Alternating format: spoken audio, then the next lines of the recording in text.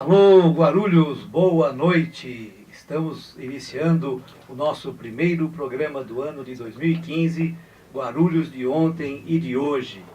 E hoje estamos com muita satisfação e honra recebendo a pessoa aqui no estúdio, o meu querido amigo e colega advogado, Ayrton Trevisan. Ayrton, dá o seu boa noite aí para os nossos telespectadores. Boa noite aos telespectadores do Guarulhos de ontem e hoje, a TV Guarulhos, o Nelson Leite e ao meu amigo Nelson Justo. É um prazer estar aqui com vocês para falar um pouquinho da nossa cidade e das coisas que nos são caras. Maravilha, Ayrton. Realmente é uma honra e o objetivo do nosso programa, como já tenho dito aqui, é, através da trajetória de vida dos nossos entrevistados, contar um pouquinho da nossa história da cidade de Guarulhos. Então, hoje com você, Ayrton, um amigo contemporâneo, né? Praticamente amizade desde a infância, mais de 40 anos, né? Eu quero que você, então, nos conte um pouco da sua história. Eu sei que você é nascido aqui na cidade de Guarulhos. Onde você nasceu, Ayrton? Bom, eu nasci aqui na Santa Casa de Guarulhos, que se chamava Hospital de Caridade de Guarulhos, e já residi aqui na Rua Luiz Facine, no final dela, ali quase esquina com a Monteiro Lobato, onde fui criado até cerca de 17, 18 anos. Ayrton, quem são seus pais? Meu pai também nascido aqui em Guarulhos, o Durvalino Trevisan, conhecido como Nego. E a minha mãe, a Emma Mion Trevisan, uma família da Penha, mas que se estabeleceu aqui em Guarulhos também de longa data. O número de irmãos da sua irmandade, quem são? Bom, nós somos 4 filhos, dos quais eu sou o mais novo, apesar de não ser tão novo, sou o mais novo deles.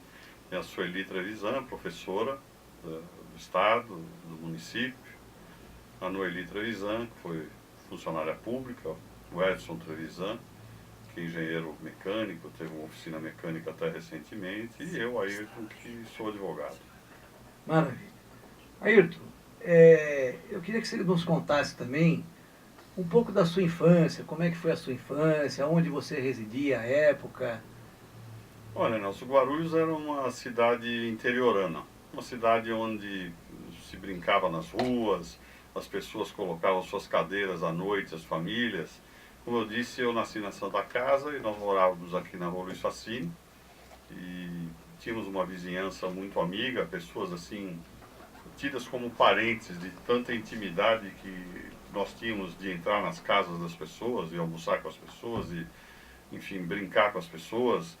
E tudo isso aqui na Rua Luiz Facine. E tínhamos aqui campos de futebol, porque hoje quem vê Guarulhos com 1.300.000 habitantes, imagina uma grande cidade, pujante, como de fato ela é. Nessa época, Guarulhos talvez tivesse 60.000 habitantes, 70.000 habitantes no máximo, espalhados entre Bom Sucesso, Cumbica, Vila Galvão, Ponte Grande, Vila Augusta e o centro. Nós éramos daqui do centro, como você também. E então convivíamos por aqui, mas de fato como se fosse no interior. Eu estudei no Capistrano de Abreu, morava na Rua Luiz Facine. Com 7 anos ia para o primeiro ano da escola, ia sozinho, atravessava João Gonçalves, atravessava a Praça do Rosário, a Rua Luiz Gama, enfim, até chegar ao Capistrano. Hoje, se você imaginar uma criança de 7 anos andando nesses lugares sozinho é uma loucura, ônibus, caminhões, vários riscos. Mas na época não, as pessoas todas nos conheciam no caminho. Eu tinha inclusive um problema no nariz, que eu sangrava quando eu tomava muito sol. Invariavelmente eu sangrava ali na frente da sorveteria do seu Amin, perto já do Capistrano, e eles nos socorriam, porque eram os amigos dos meus pais, conhecidos, enfim, era uma grande família. Que maravilha. Muito bacana. Ayrton, e o que você se lembra das brincadeiras, a diversão sua com os amigos, as brincadeiras que você fazia quando pequeno, se você também ia além do seu bairro, de onde você morava também para brincar, como é que era isso? Não era comum, o mais comum era que ficássemos nos nossos respectivos bairros. Nesse bairro nós tínhamos campos de futebol, aqui até próximo do nosso estúdio, tínhamos um campo aqui na esquina da rua Diogo de Faria, outros campos em outros locais, jogávamos bola. A propriedade ali onde nós temos a nossa casa tinha árvores frutíferas. E era uma vida de interior, de jogar futebol, de colher frutas, de correr. Nós brincávamos de carrinho de rolemã na rua Luiz Facine. Lá no final, às vezes o carrinho não parava, a gente atravessava Monteiro Lobato e não era atropelado por ninguém. A gente vê isso, é uma loucura. Sim. Pensar nisso hoje, mas estamos falando aí de mais ou menos 50 anos atrás. Muito bem. Aí, eu queria que você falasse um pouquinho do seu pai, que eu também conheci muito, o seu Nego, falar da profissão dele, falar um pouco da dona Ema também, sua mãe, uma pessoa muito querida, que eu frequentei a sua casa quando jovem, garoto, eu sempre fui muito bem recebido lá. Me lembro que a sua mãe também exercia uma profissão digna, de costureira. Fala um pouquinho sobre essas atividades dos seus pais. A minha mãe fez isso um pouco durante um certo tempo para alguma clientela. Então, além de cuidar dos 4 filhos, ela também fazia um serviço de costura de roupa de criança, principalmente, coisas assim. Então, algumas gerações de pessoas mais jovens que eu usaram essas roupas e que ela acabou fazendo para os meus filhos também, quando nasceram meus filhos. Então, tem umas roupas muito bonitas. E foi dona de casa. Basicamente, ela foi dona de casa. E o meu pai teve a vida inteira, desde que eu me conheci por gente, uma oficina mecânica, que primeiro foi ali na rua João Gonçalves, quase esquina com a Dom Pedro, do outro lado da rua. E posteriormente, isso em 62, 63, passou ali para a esquina da rua Luiz Facine com a Monteiro Lobato. Ali ele teve esse negócio e ficou muito conhecido, porque ele foi um dos primeiros mecânicos da cidade. Sim. E era um serviço diferente. Hoje o mecânico praticamente troca peças. Na época os carros eram importados e não havia peça de reposição. Então a oficina mecânica tinha torno, tinha fresa, tinha solda elétrica, solda oxigênio. Você tinha que fazer junta de cabeçote, fazer juntas, tudo feito à mão. Que maravilha. Então o mecânico, muito mais do que o mecânico hoje, que vai no lugar, compra, especializado. Claro, precisava saber de torno, de fresa, de solda elétrica e essas coisas. Tem uma certa técnica que você precisa conhecer. E eu me lembro muito bem que quem abraçou essa profissão, né, foi o seu irmão Edson, né, que também teve muito sucesso nessa profissão. Interessante, né? Nós dois vivemos dentro da oficina do meu pai. Na época era comum, nós não trabalhávamos com ele, mas as crianças, os meninos, para não ficar muito na rua, nós íamos lá no comércio, lá na oficina, ajudávamos lá a lavar uma peça, etc. Eu nunca gostei daquilo, sabe? Fazia porque o meu pai mandava fazer, mas não gostei. E o meu irmão sempre gostou. Veio estudar engenharia mecânica, fez uma pós-graduação em administração de empresas, mas descobriu que não queria a vida corporativa, não queria o trabalho dentro de empresa, ficar fechado e tudo. Então meu pai fechou a oficina em 83, porque aposentou. Em 86 o Edson resolveu reabrir a oficina. Maravilha. E herdou lá as ferramentas do meu pai e a clientela, parece brincadeira, mas até o momento que ele teve a oficina, ele tinha fregueses lá na oficina, que eram filhos, netos daquelas pessoas que foram fregueses do meu pai desde 49, quando ele abriu a oficina. Eu quero declinar aqui com bastante orgulho e satisfação que o primeiro carro que eu adquiri, eu o levei para ele avaliar a parte mecânica e ele me deu o aval, o sinal verde, e eu adquiri o meu primeiro carro após a avaliação dele. Me lembro isso com muita satisfação, viu? E nós ficávamos ali soltando pipa às vezes na oficina, e aí quando chovia, tinha que recolher rapidamente a pipa, ele pegava, furava a lata com a furadeira, Nelson, e a furadeira ficava girando e recolhendo a pipa assim rapidinho. Então ele participava até um pouco das nossas brincadeiras ali. Depois de ter feito o colégio, o grupo escolar Campesano, você fez o colégio aonde? Eu estudei no Conselheiro durante 2 ou 3 anos. Aí eu não era um exemplo de aluno, reprovei lá 1 ano. Saí de lá, fui estudar aqui no Macedo. Sim. E depois do Macedo estudei aqui no Colégio das Freiras aqui, que tinha um colegial. Sim, e fiz a faculdade na FIG, Maravilha. Faculdade de Direito. Terminei em 1983. E como é que foi a sua adolescência? Você era muito festeiro, saía bastante, ou o cupido te pegou logo cedo? Pegou muito cedo, pegou muito cedo. conheci a minha esposa, Maria Luísa, no Conselheiro. Nós tínhamos 13 anos quando começamos a namorar. Então eu não fui muito festeiro, de sair muito não, porque eu namorei desde essa época, casei cedo, apesar de ter tido filho recentemente só, mas casei bastante cedo. Então, mas isso não me impediu de ter meus amigos e de participar das brincadeiras e desfrutar hoje da companhia de vários amigos que nós temos em comum e que eu tenho o privilégio de me chamarem de Ayrtinho. Apesar do meu tamanho e do meu peso, eles ainda mantêm o tratamento de Ayrtinho. Maravilha. E o seu irmão Edson, que também é muito meu amigo, quero muito bem ele, parece que também o Cupido sempre pegou ele cedinho, né? Então, ele conheceu a Cristina também muito cedo e namoraram desde então. Casaram mais velhos um pouco que eu, mas namoraram também desde cedo. Eu os conheço, desde que eu os conheço namorando, o Edson e a Cristina, né? Mas você frequentava a casa dela, inclusive. Sim, fui muito amigo da família dela, de toda a família, como sempre fui da sua, né? Com muita satisfação. Ayrton, eu queria que você também falasse um pouco da sua trajetória de trabalho, qual foi o seu primeiro emprego, essa tendência aí de ir para o direito, como é que aconteceu isso? Nossa, a gente não era de muitas posses, ao mesmo tempo que nunca fomos pobres nunca fomos também ricos. Então aquele básico meu pai sempre proporcionou. Mas a gente queria um pouco mais, então eu desde menino fui procurar alguma coisa para fazer, fui office boy, fui auxiliar de escritório, né, fui chefe de pessoal. E onde você começou como office boy? Comecei lá no escritório que eu sou sócio hoje.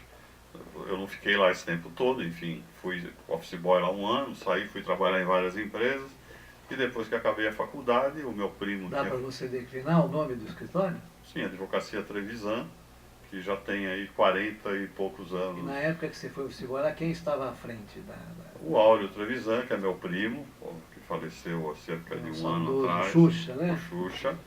Foi ele que fundou o escritório e ele que, enfim, deu esse início aí.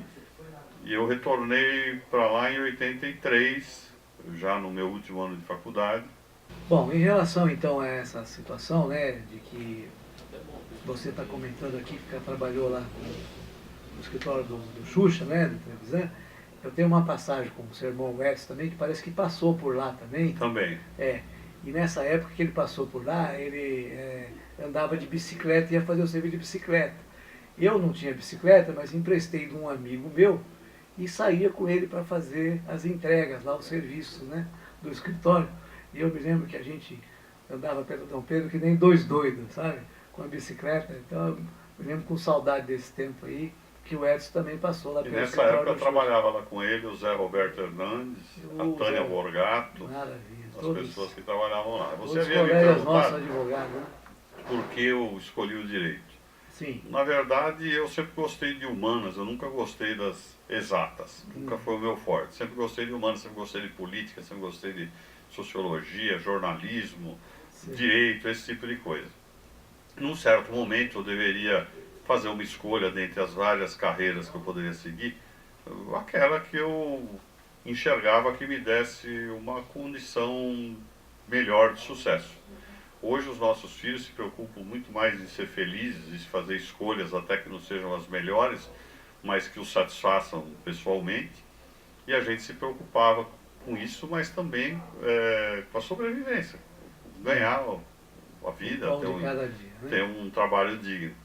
E diante dessas várias escolhas que eu tinha, como eu era chefe de pessoal em empresa, eu tinha muito contato com o direito. Sim. Fazia cursos e tal. E aí foi natural que eu caminhasse para o direito. Não é algo que a vida inteira eu sonhei, que eu imaginei que eu fosse ser advogado sempre. Tem gente que tem amigos de infância que diziam que queriam ser médicos. E desde pequenos... Eu era um. Mas esses amigos, desde pequenos, eles queriam ser médicos. Sim. E eles são médicos hoje, assim. Eu não tinha essa coisa de criança, de saber o que eu gostaria de fazer, mas escolhi o direito e eu não vou dizer que eu fui muito feliz, porque eu estou sendo muito feliz ainda, apesar de já ter completado 30 anos de carreira, 31, mas fui muito feliz, a escolha foi muito boa para mim. Foi muito feliz essa trajetória. Que bom. Você tocou aí no nome dos filhos, né? Quantos filhos você tem aí? Tenho 2 filhos, 2 meninos, o Ayrton Trevisan Júnior, que é advogado, por escolha dele.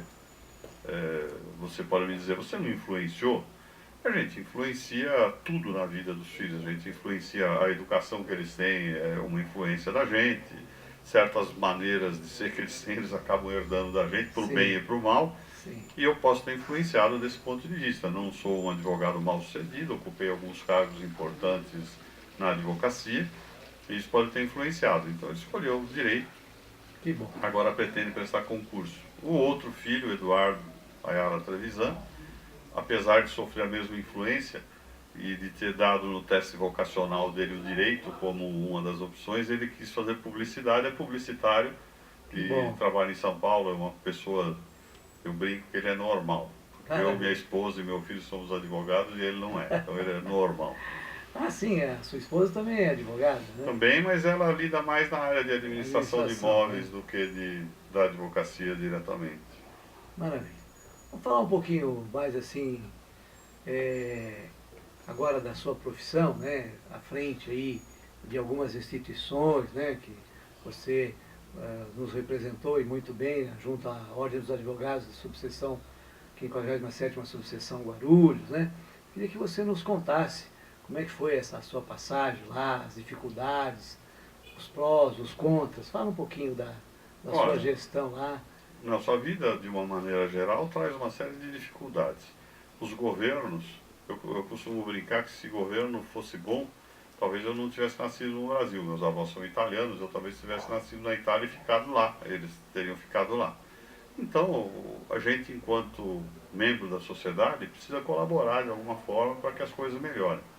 Eu sempre procurei fazer um trabalho na Associação dos Advogados Trabalhistas, me afastei um pouco da política, até que recebi um convite para ser candidato a vice-presidente de uma chapa. Eu aceitei o convite porque naquele quadro eu acreditava que eu pudesse influir positivamente em favor de uma determinada candidatura, que acabou sendo vencedora. E aí quando você se coloca dentro disso, você descobre que você tem um certo potencial para fazer as coisas mudarem.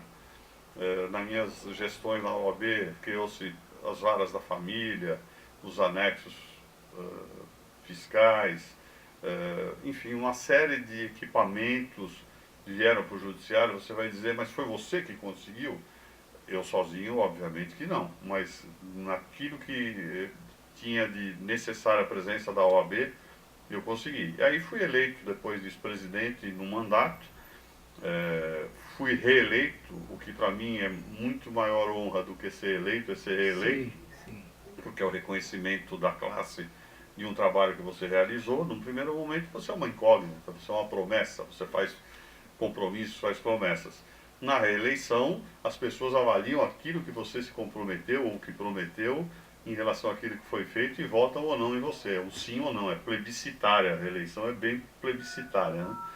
E fui reeleito e pude realizar esse trabalho que trouxe uma série de vantagens, inclusive políticas. Guarulhos tinha um único representante no Conselho Estadual da OAB, que é um tipo de um deputado estadual da OAB, e hoje nós temos 4.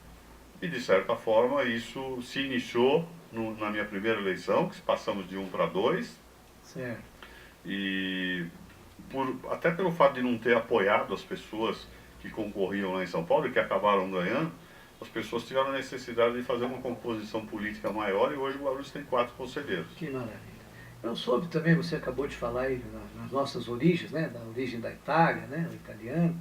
Eu soube também que você esteve à frente aí do Círculo Italiano de Guarulhos, você participou, não sei se da diretoria, mas... Fui presidente. Foi presidente também, fui né? presidente do Círculo então, Italiano de Guarulhos. Então, fala um pouquinho, como é que foi essa sua trajetória lá? Então, eu comecei a estudar italiano. Era uma pequena célula de italianos aqui de Guarulhos. Eu comecei a estudar italiano por uma questão de vontade pessoal, porque meus avós são italianos, porque eu tenho cidadania italiana, além da brasileira. E fui fazer um curso. E lá descobri uma série de pessoas interessantes, que são meus amigos até hoje. E num certo momento o círculo ia fechar, porque não tinha ninguém que quisesse assumir lá à presidência. Eu, como nunca fui de fugir dos compromissos, eu aceitei e fui presidente durante, não lembro agora se o mandato foi 3 anos, 2 anos, 3 anos. Que maravilha. Trouxemos grupos folclóricos do Eu me interior de lembro de São algumas Paulo. festas, eu não pude participar, mas me lembro de algumas festividades. Isso, e foi muito interessante, foi muito bacana para a cidade a gente trazer grupos que mantêm a tradição italiana, principalmente no interior de São Paulo. Aqui isso se perde um pouco, mas um grupo de Piracicaba, muito legal. Eu vou agora chegar num ponto que você falou do seu nascimento, justamente na Santa Casa, né? E eu também não nasci na Santa Casa, mas eu fui operado lá uma ocasião e até por motivo de gratidão, quando a Santa Casa teve a sua crise, né, eu passei a participar lá como voluntário, né? E também depois, me lembro que você veio também para nos ajudar, né? E nos ajudou bastante, e hoje você está também à frente da Santa Casa, buscando justamente resgatar essa gratidão que você tem, né, por ter nascido lá na Santa Casa. Então eu queria que você também falasse agora dessa sua nova empreitada diante da Santa Casa, como vice-presidente, como é que está sendo esse resgate, como é que está sendo essa sua luta, que eu sei que é muito difícil, e quero que você fale também dessa nossa conquista, né, que foi obtida por você, pela toda a diretoria, através de um processo que já andava lá na prefeitura, que foi a isenção do IPTU. Fala pra gente. Bom, a Santa Casa é talvez a entidade filantrópica mais antiga da cidade. Ela completou ano passado 70 anos de existência e muitas das pessoas que hoje andam por aqui, dentre elas eu, por exemplo, nasceram na Santa Casa. Santa Casa, por força de atender a população carente sem escolha de qualquer forma, acabou por ter problemas ao longo da vida, porque a filantropia é como o Hospital Jesus José e Maria, eles não rejeitam nenhuma pessoa que chegue lá para ter um filho.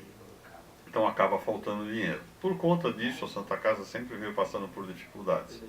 Até que em 93, talvez aliando uma administração que não foi muito boa naquele momento aos repasses atrasados que o SUS fazia, ela veio encerrar suas atividades com muitas dívidas trabalhistas, e foi nesse momento, um pouco depois, que você esteve lá ajudando gratuitamente a Irmandade. E eu talvez em 2000 cheguei para começar a ajudar. E por que cheguei? Porque também, além de eu ter nascido lá, a gente tem essas histórias. O meu pai se queimou trabalhando, ficou 3 meses internado, ele era irmão lá do quadro, e ele foi atendido graciosamente. Então a gente tem uma dívida de gratidão com a entidade, e ela serve a cidade. Baseado nisso, a gente começou a fazer um trabalho de recuperação que vem se desenvolvendo, e chegamos hoje já numa situação, ela não está confortável, mas ela já está perto daquilo que você passou lá atrás quando foi advogado, ela está muito confortável. Maravilha. Muito interessante. E, recentemente, a gente tinha um processo onde pedia, não é nem a isenção, é o reconhecimento de uma imunidade tributária. Por quê? Porque era uma entidade beneficente. E desde 97 existia esse processo aberto na prefeitura, e a prefeitura nem bem dizia que a gente tinha direito à isenção, nem que não tinha, e lançava esses impostos que estavam hoje uma dívida de cerca de 2 milhões. Conversamos com o Paulo Carvalho, que é secretário de Desenvolvimento Urbano e é membro, vice-presidente também lá da Irmandade. Eu sou o primeiro vice, ele é o segundo ou terceiro vice-presidente, não me recordo agora. O Paulo fez, como irmão da Irmandade e como secretário que ele é, conversou com o nosso prefeito Almeida, explicou a situação, levou o processo. O prefeito pegou um parecer, obviamente, do jurídico da prefeitura, acerca da legalidade do pleito, e o prefeito Sebastião Almeida teve a sensibilidade de assinar o reconhecimento dessa imunidade tributária, que vale para o passado, desde 97, e vale para o futuro. Aí alguns poderão dizer, poxa, mas isso em favor da Irmandade, por quê?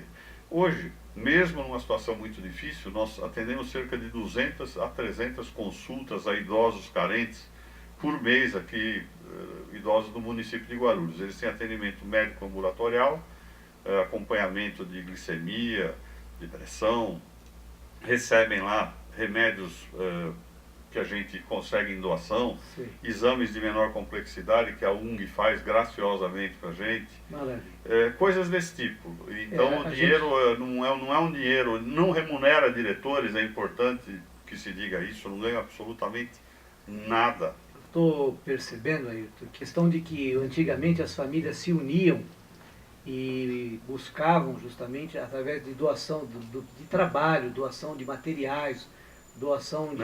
Nós tivemos doação de terreno para para fazer, então, para sortear de rifa, esse tipo de coisa. Então a Santa Casa cresceu com a união da comunidade da cidade de Guarulhos, Claro. Né? E oxalá hoje, né, se nós pudéssemos estar assistindo, né, esse apoio, essa união de toda a cidade, de toda a população, das pessoas que pensam no seu semelhante, né, para poder justamente fazer a sua doação aos hospitais, né, a saúde de Guarulhos, que infelizmente, como toda a saúde no país, anda aí meia manca, né, precisando da ajuda de todos. Então, essa vitória não é só da diretoria da Santa Casa, não é só da prefeitura, essa vitória é de todos nós guarulhenses que estamos aí buscando alcançar a melhora da saúde na cidade. Não, só é importante a gente salientar o seguinte, algumas pessoas podem dizer assim, mas e o hospital não vai reabrir? Porque o hospital, a parte hospitalar está fechada. Olha, gente, é assim, antigamente você podia ter um hospital de caridade com doação da sociedade civil.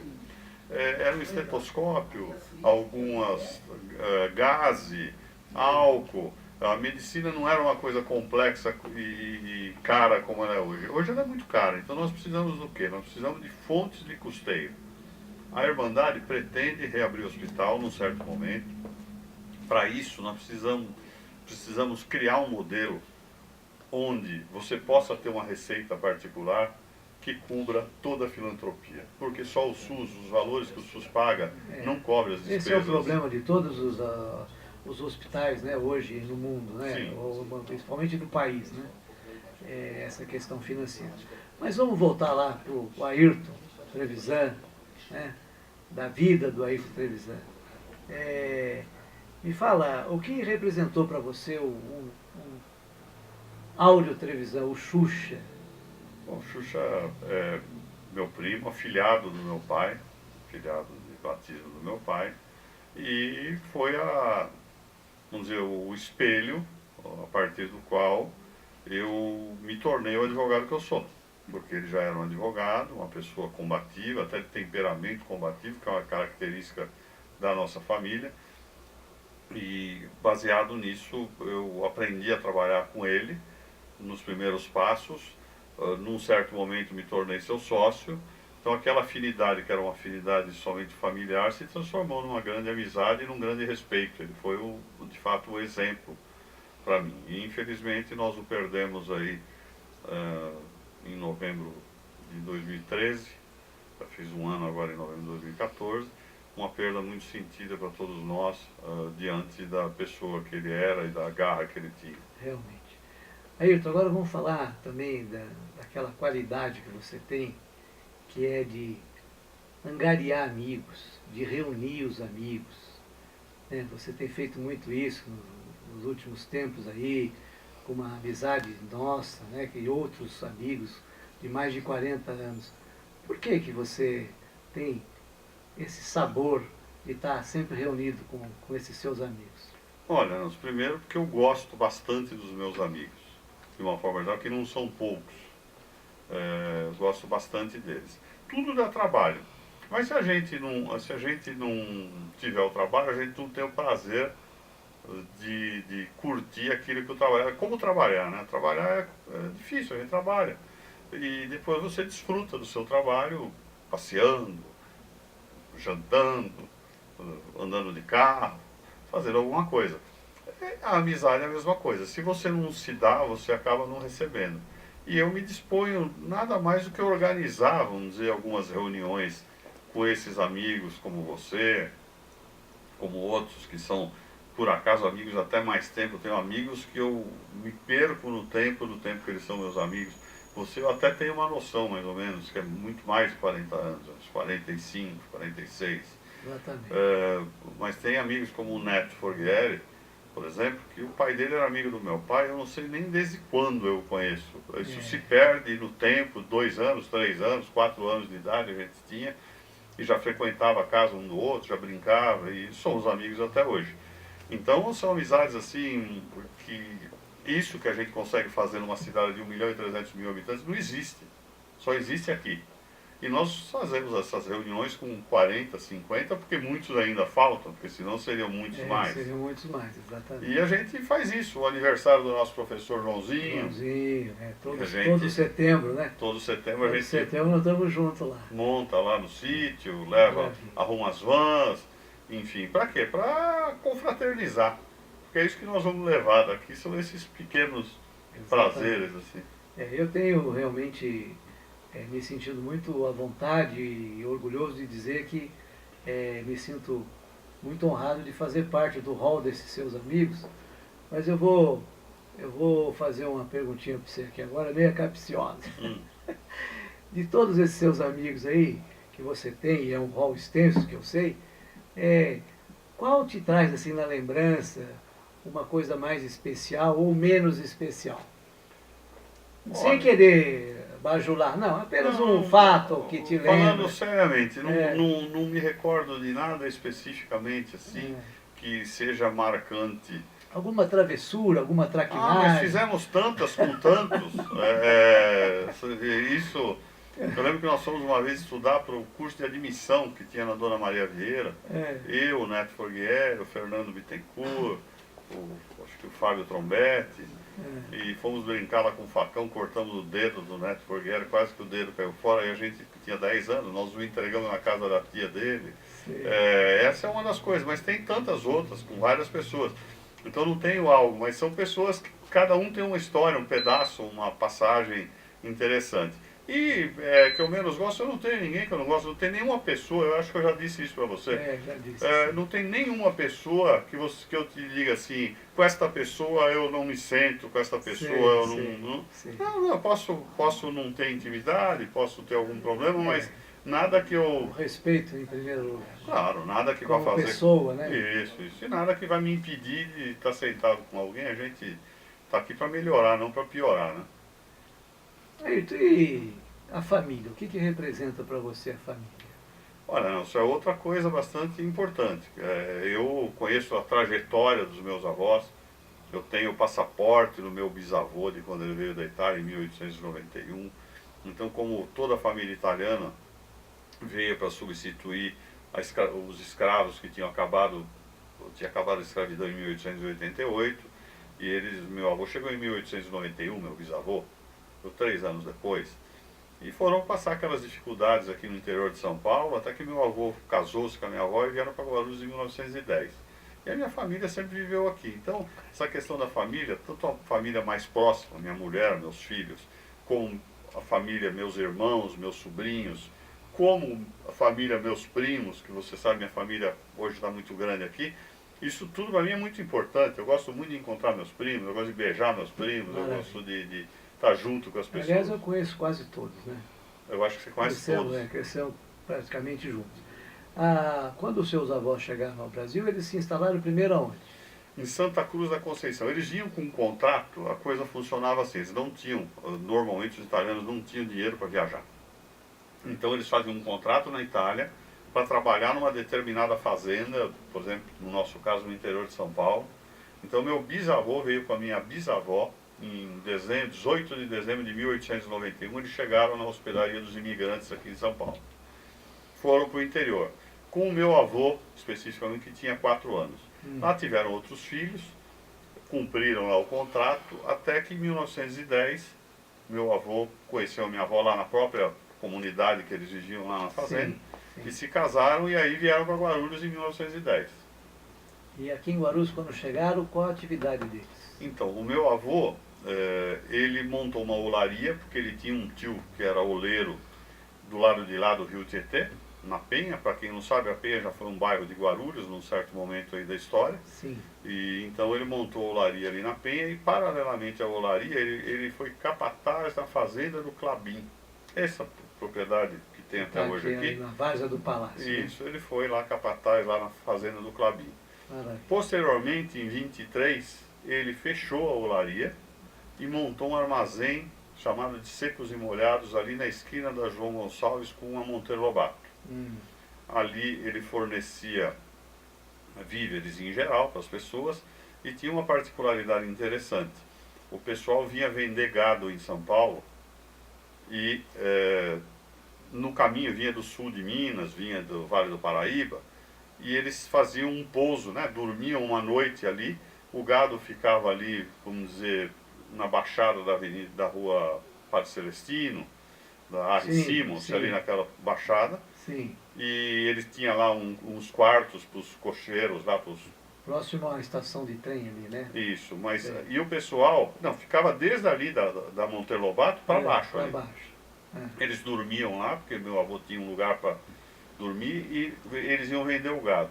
E na volta eles compravam esses víveres lá. Então o armazém é de 1923. Que maravilha. Eu sei também que você parece que guarda um exemplar, né, de tijolo com Tem você. lá um exemplar de tijolo, eu tenho dois, um no meu escritório, na minha casa o meu irmão tem outros dois, que são os tijolos grandes assim. Que maravilha. Feitos na época. E não sei se você sabe uma particularidade, Guarulhos tinha muita olaria, sabe por quê? Tinha. São Paulo precisava de tijolos, areia, pedra. E por uma questão de logística, não tinha estrada que ligasse, por exemplo, Guarulhos a São Paulo. Sim. Tudo era transportado pelo rio. E o rio Tietê desce, ele vem de Mogi e vai para São Paulo. Então eles carregavam as barcaças de tijolos, de areia, de pedra aqui em Guarulhos, e o barco descia até o centro, praticamente de São Paulo, Ponte das Bandeiras ali, onde aquilo era descarregado e levado depois de carroça, esse tipo de coisa. Mas para subir o rio carregado não dava. Então isso explica por que não tem tantas olarias e tal, pro lado de Osasco, naquela região, que teria que subir o rio. Eu tive o prazer de já entrevistar aqui também no nosso programa uma pessoa que você conhece, que é o Américo Testai, que também a família era uma família de oleiros, né? Aí na região justamente... E há um deles, o filho do João Testai, que tem um depósito de material para construção ali na Faria Lima, e ele tem um museu de tijolos lá na família. Eu não visitei ainda, mas eu sei, eu encontrei com ele recentemente. Que bom, tá vendo? Então, e voltando então à nossa conversa, né? Nós estávamos falando justamente da olaria, do tijolo, né? Realmente é muito curioso esse seu comentário agora de falar desse museu que eu não conhecia, acho que Guarulhos não sabe, né? E seria muito interessante, realmente, nós fazemos uma visita lá. Sim, né? Dentro de uma propriedade dele, uma coisa particular, mas é bastante bacana. Interessante porque conta um pouco da história de Guarulhos através desses tijolos, telhas, enfim. Então eu vou tocar num assunto agora para saber, para a gente chegar num outro aí que eu quero chegar com você. Você frequentava em Guarulhos, por exemplo, você é católico, né? Sim. Você frequentava a igreja matriz, nas missas? Então, é assim, a minha família não tem um veio religioso muito forte. A gente tem crenças cristãs, tivemos formação católica, fiz primeira comunhão, casei na igreja, mas nunca foi forte, nem da minha mãe, nem do meu pai, e não é nosso, dos nossos filhos, uma coisa de uma fé exacerbada e uma obrigação de... ou se sentir obrigado como bom católico a ir à missa, ouvir os sermões e tudo mais. Então essa não é uma característica marcante da minha família. E não é só do meu ramo da família. De uma forma geral da minha família, do meu avô, da minha avó, dos meus tios, pai, primos.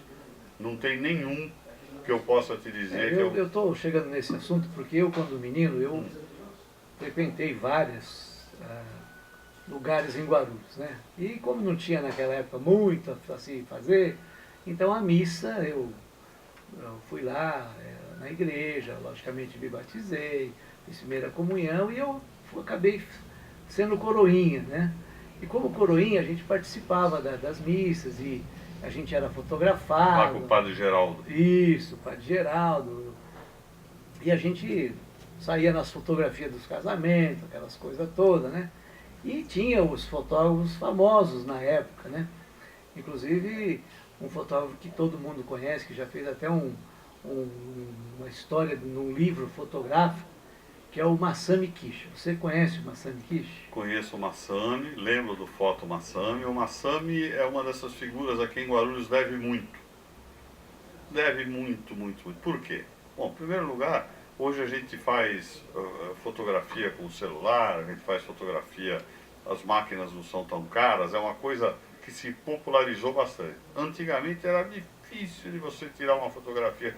Quando eu era criança, minha mãe quis tirar uma foto No estúdio, um fotógrafo no né? estúdio. Lá na Penha nós tivemos que ir para fazer uma foto no estúdio.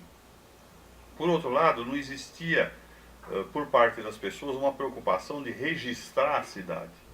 Guarulhos não tem muito registro fotográfico. Sem dúvida. Mas do que ele tem, eu ousaria dizer que 70%, 80% dele foi pelas mãos do Guarulhos Masami. está preservado a sua história através das Através do fotos do Masami. Masami. Sim, sim. O Masami é um fotógrafo, um artista, vamos dizer assim, né? Porque o fotógrafo é um artista, que a quem Guarulhos deve muito. Porque muito do que está registrado, ou ele coletou de alguém e catalogou e manteve cópia, etc., ou ele tirou as fotos. Vou falando ainda do Masami, você sabia que ele foi motorista de táxi? Não sabia dessa particularidade, não. Eu já o conheci como um fotógrafo. Ele foi motorista de táxi, como muitos dos pais dos nossos amigos, né? Como o Clídio Schiavinato, o seu Aparício. E, então, nesse tema agora de mobilidade, né, locomoção, você se lembra na sua época de infância, adolescência, como é que era o transporte na cidade? Qual que você mais utilizava? Olha, na verdade a gente não saía de Guarulhos. A nossa vida era centrada aqui. Meu pai, quando precisava de, por exemplo, minha irmã estudava música, precisava de uma partitura, tinha uma figura de Guarulhos antiga que era o Barbudo. Barbudo era um cara talvez japonês, um olho puxado, uma barbicha, uma boininha. Lembro do Barbudo. O Barbudo era a pessoa que conhecia tudo em São Paulo. Meu pai precisava de rebolo para fazer fresa. Falava, o Barbudo, eu preciso de rebolo. Dava o dinheiro na mão do Barbudo. Ninguém sabia quem era o Barbudo, mas ele se inseriu na cidade. Sei.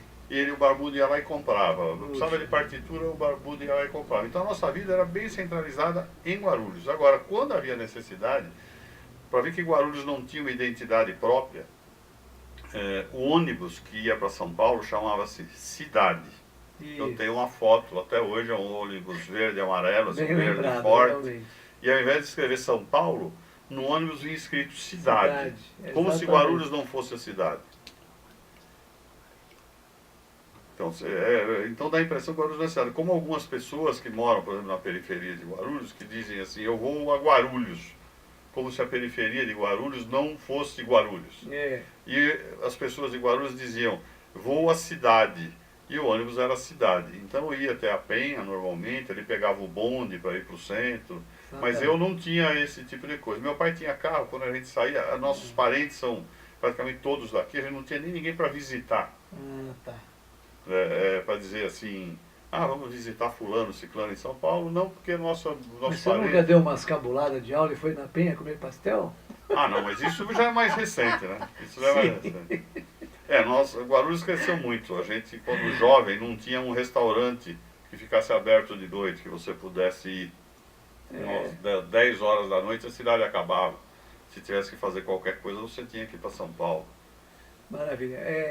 Eu estou tentando lembrar aqui também que a gente usava sempre o termo amarelinho, o ônibus amarelinho. Amarelinho. Que justamente era o que ia até, acho que a Penha e depois Isso. voltava, né?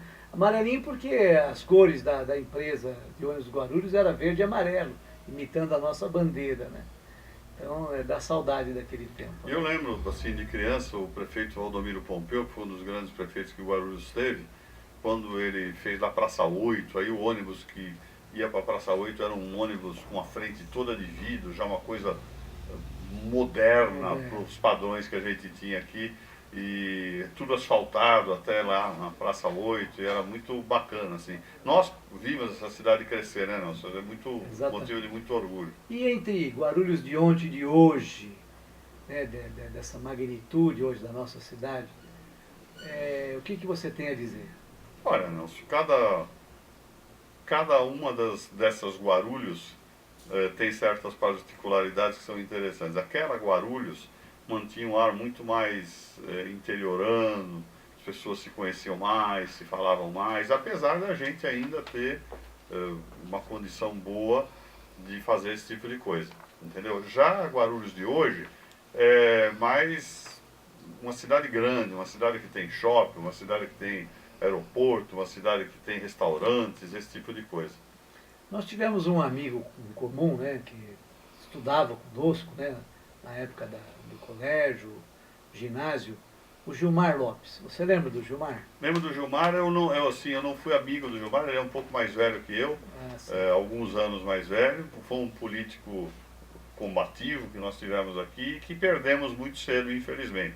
Uma pessoa muito rápida nas coisas, muito inteligente, muito astuto no bom sentido e que faz falta hoje. Hoje nós estamos passando pelos problemas que estamos passando na política e eu vou dizer... É uma das poucas lideranças estudantil, né, na nossa cidade. Sim, na nossa cidade, porque a gente viveu numa época de ditadura, eram poucas as lideranças e ele foi uma dessas lideranças que nós precisaríamos hoje, pelos problemas que passamos nos diferentes níveis, nível municipal, estadual, federal.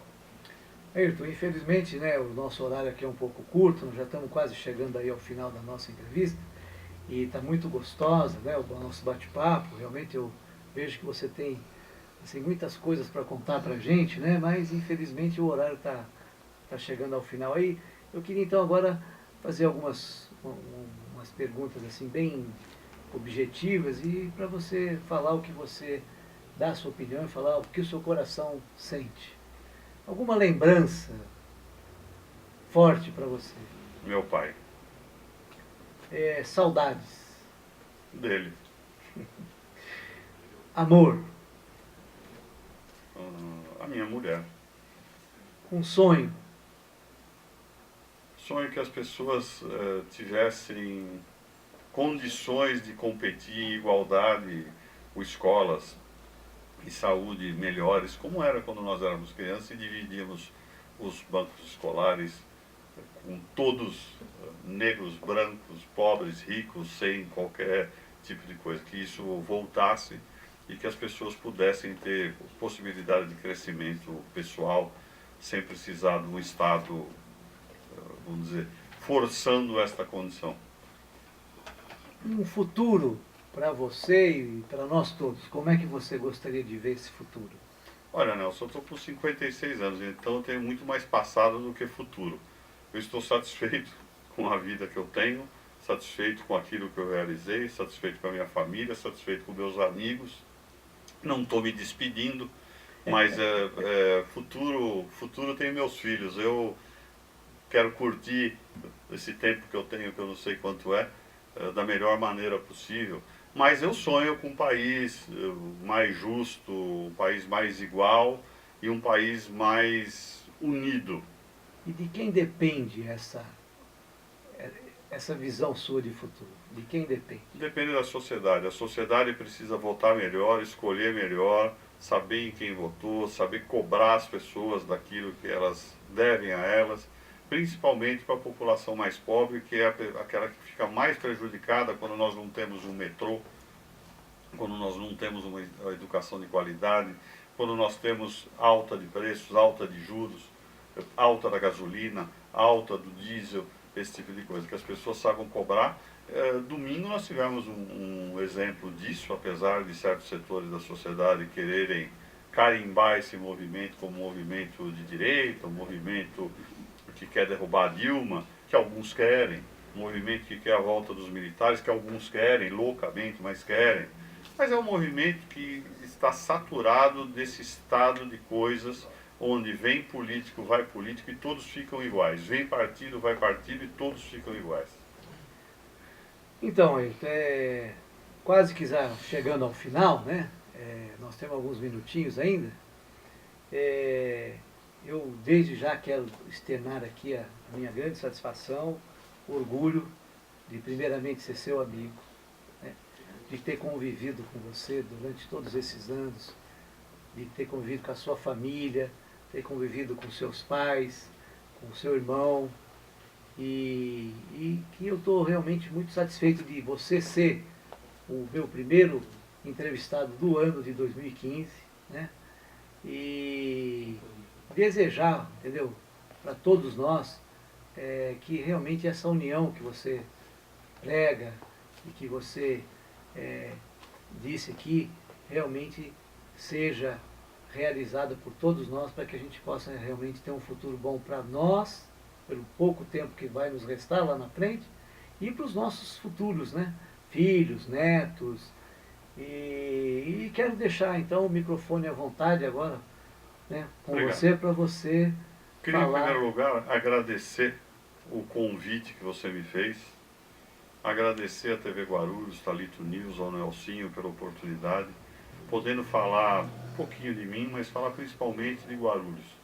Tenho muito orgulho de ser guarulhense, pai de guarulhense, filho de guarulhense, e de poder ter sido alguma coisa, uma areia, um grão de areia nessa cidade. Eu lembro que quando me candidatei à presidência da OAB, alguém me propôs que eu não fosse candidato aqui, que eu fosse candidato a conselheiro em São Paulo. E eu disse assim, olha, não tenho vontade nenhuma de ser nada em São Paulo. Eu gostaria muito, teria muito orgulho, e tenho, levo isso comigo, o dia que eu morrer, uma das coisas que me orgulho muito é ter sido o presidente da OAB aqui da nossa cidade. E qualquer coisa que eu fui ou que eu seja aqui, por menor que seja, é com muito orgulho. Muito obrigado a você, ao Nelsinho, à TV Guarulhos, ao Thalito News, por essa oportunidade, e fico à disposição se puder contribuir para você contar um pouco mais da nossa história. Obrigado. Maravilha. Obrigado, meus telespectadores, agradeço a atenção e os convido para o nosso próximo programa logo mais. E uma boa noite a todos e obrigado.